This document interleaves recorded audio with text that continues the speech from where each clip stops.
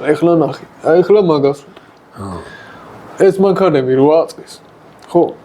ერთი ინფორმაცია მნიშვნელოვანი. ეს სუპრა მოხდა შემთხვევით. ხო. ფორსაში. ესეთი მანქანა იყო. Mitsubishi 3000 GT. ხო. უნდა ყოფილიყო ის რაიანის მანქანა.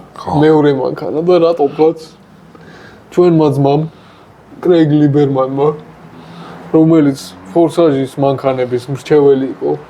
ყველა ის ლეგენდარული მანქანა, რასაც ხედავთ და რა დიზაინსაც უყურებთ, მაგ ადამიანის დამსახურება გაკეთებულია.